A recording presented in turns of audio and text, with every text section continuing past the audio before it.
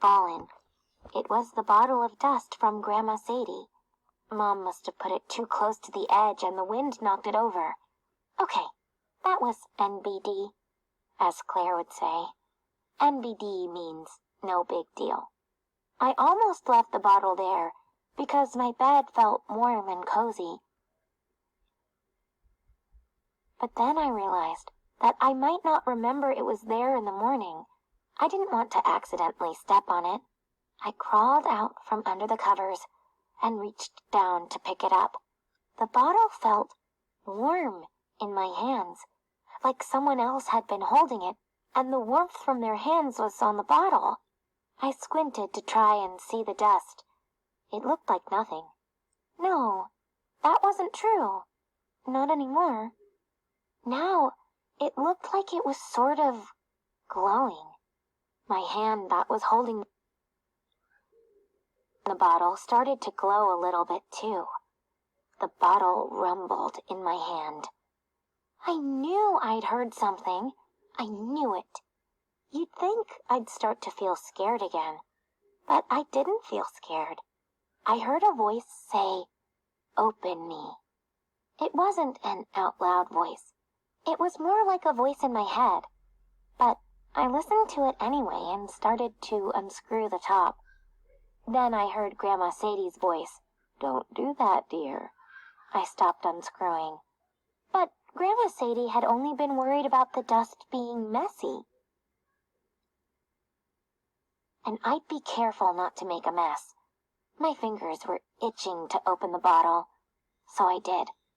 A beam of light shot out of the top of the bottle.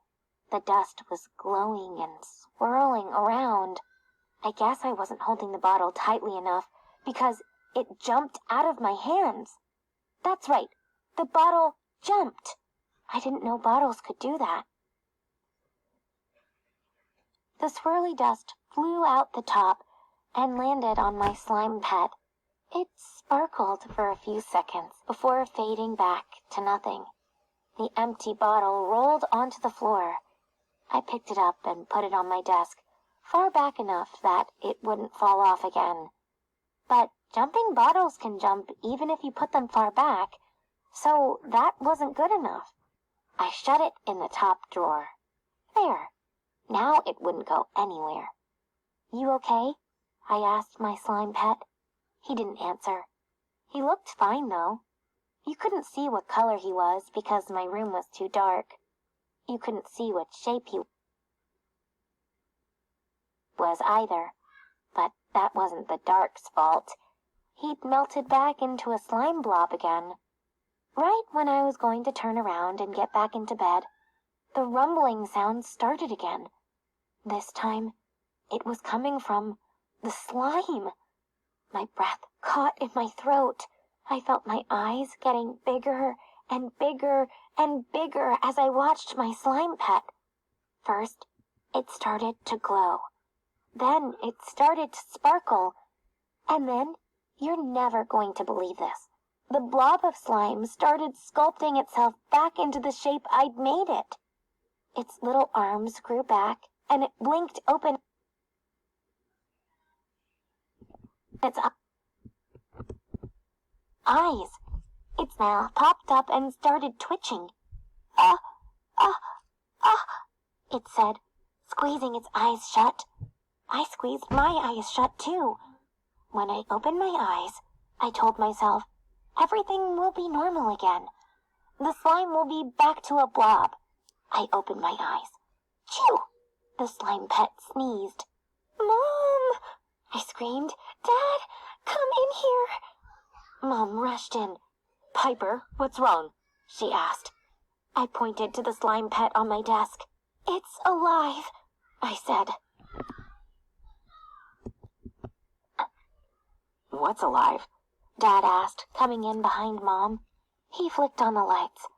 There were little bits of purple slime on the carpet. "What happened in here? Piper, did you make slime in your room?" "She did it after school when you were working," Mom told him. "Oh, Piper," Dad said. You know making slime by yourself in your room is not allowed. I covered this with her earlier, Tom, Mom said. What I don't understand is how this room got even messier since I left it. It's not my fault, I said. The slime turned alive and it sneezed. That's slime snot all over the floor. Ah, Dad said. It sounds like someone had a bad dream. I wasn't dreaming, I insisted. It happened. I swear. I looked over at my slime pet. He was back to a slime blob. Come on, Pipe, Mom said. Let's get back into bed. It happened, I said. It really did. I'll rub your back for a few minutes, okay? She said. Okay. I got back into bed. Dad called goodnight from the doorway and switched off the lights. Mom started to rub my back. There, she said. There. I closed my eyes, and that's the last thing I heard before I fell asleep. When I woke up in the morning, I didn't remember everything right away. I like to stretch out my body before I open my eyes. First my arms, then my legs. My foot slipped under something warm at the end of my bed. Maybe it was a pillow or one of my stuffed animals. It felt extra cozy. I opened my eyes and looked down. There, at the end of my bed, my slime pet was looking right at me. I squeezed my eyes shut tight and tried opening them again. He was still there. I had to be dreaming. I just had to be. I pinched myself hard on my arm. Ow! Nope, not dreaming. The slime pet was still there, looking back at me. He was real. He was alive. I'd made him and wished that he could be real, and now he was. I patted the bed right next to me. Come here, I said. Piper, time to get up, Dad called. His voice sounded very far away. The only thing I could concentrate on was my slime pet. It crawled toward me and curled up next to me. Hi, little one, I said. He gurgled and rumbled like he was saying hi back to me. My name is Piper, I said. I'm your pet, Mom. This is my room, so it's your room too. Do you like it? More gurgles. You know what? You need a name. How about Cooper? No, you don't look like a Cooper. Maybe Tucker? I don't think you're Tucker either. How about Cosmo? Because Grandma Sadie said the dust came from the cosmos, and the word cosmos sounds kind of like cozy. What do you think, Cosmo? Do you like your name? He gurgled some more and wrapped his teeny tiny arms around mine. That is the coziest hug, I said, squeezing him back. Oh, Cosmo, we're going to have so much fun together. We'll play fetch and cuddle up at night, and I'll teach you tricks just like Claire taught Buddy. Cosmo looked up at me, like he was waiting for me to teach him something. You want your first lesson now, do you? Okay, I'll teach you how to sit. Sit, Cosmo. Sit. Cosmo didn't move. Sit, Cosmo, I said, and I pushed down gently on his slimy little butt. Cosmo sat, but when I moved my hand, his butt popped back up. I guess it's going to take some practice, I said. Piper, didn't you hear Dad calling you? Mom said. She pushed open my door before I even had a chance to answer. Mom, look at this. Why is the slime on your bed? I told you it was alive, I cried. I'd looked up when Mom walked into the room, but now I looked back down at my slime pet. Only, it wasn't a pet at all anymore. It was just a slime blob. Oh, Cosmo, I said. Oh, Piper, Mom said. Wait, I blinked a bunch of times and pinched myself again, but it was no use. Cosmo was nothing but a blob. I don't know what happened. It's clear to me what happened, Mom said. What? You got out of bed, picked the slime up from your desk, and brought